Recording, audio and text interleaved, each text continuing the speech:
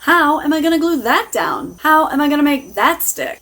If you've asked yourself these questions, then you've come to the right place. I'm Melody. Welcome to my channel, Making Melody Crafts. And welcome back to our alphabet series. We're going to get gluey.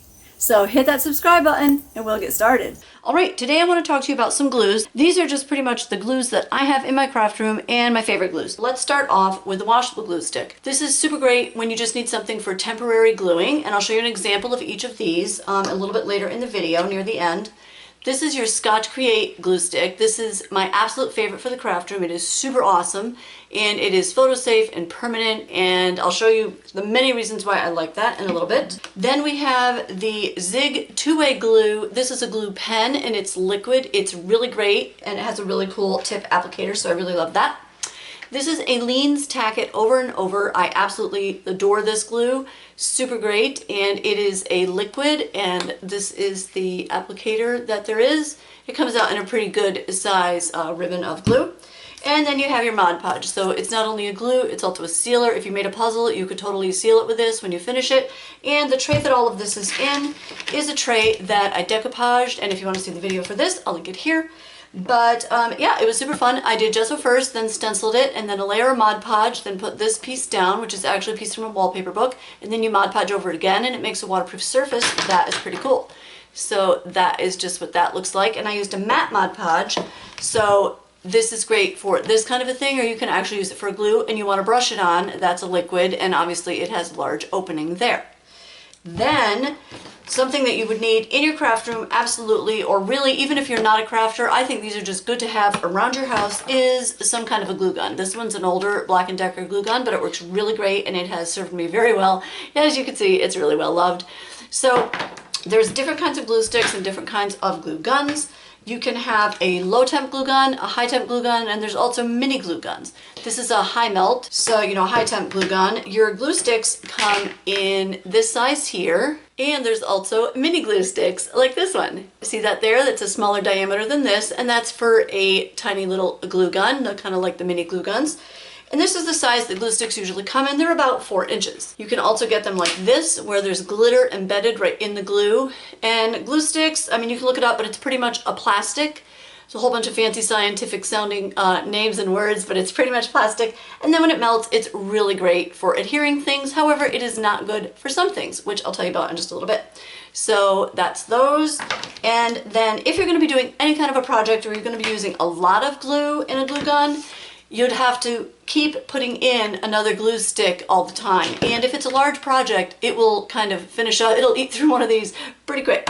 So you want to get one of these. These are about 10 inches long. I don't remember where I got these, probably Michael's. This is what you want if you're going to be doing a larger project, because you obviously will have more time before you have to replace and put in another glue stick. They're made by all sorts of manufacturers and whatnot. For the most part, I haven't found it to really matter who you get them from. So those are pretty great. So now we've covered all the different glues that I like, that I use in my craft room. Now let's talk about what they're good for and what they're not good for. So I kind of have a cheat sheet here, so I'm just going to keep that handy so that I can see that. Let's start with the glue guns.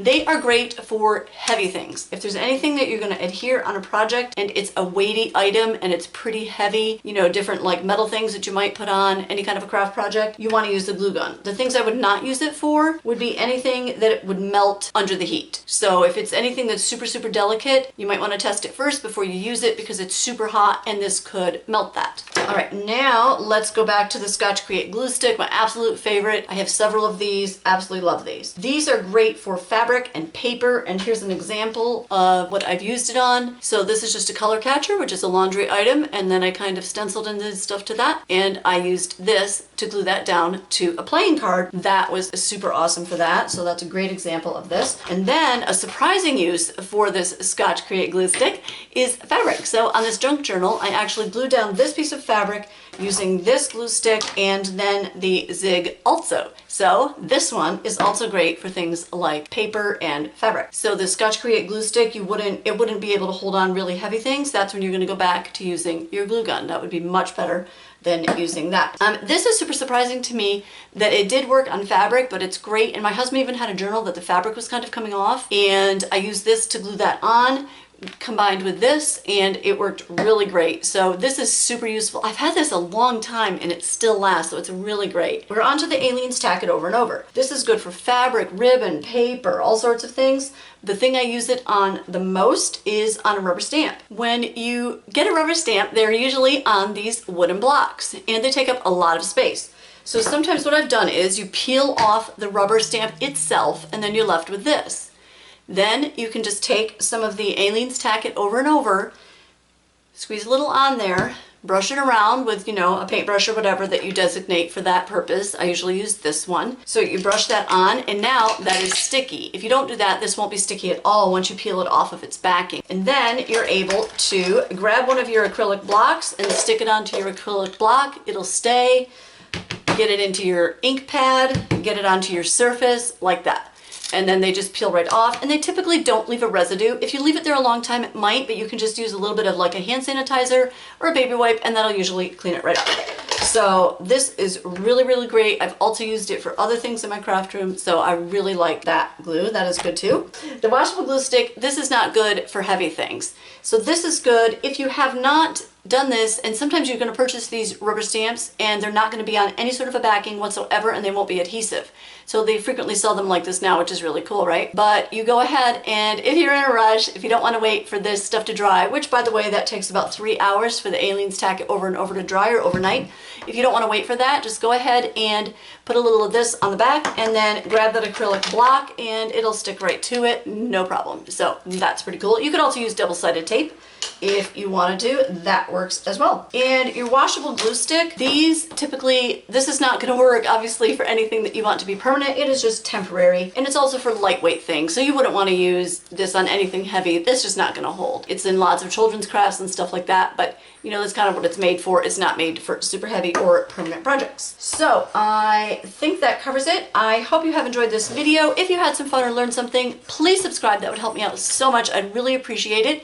And if you could hit that like button, that'd be pretty cool too, because it kind of lets YouTube know that people want to see this video. So I really appreciate you watching, and I'll catch you later.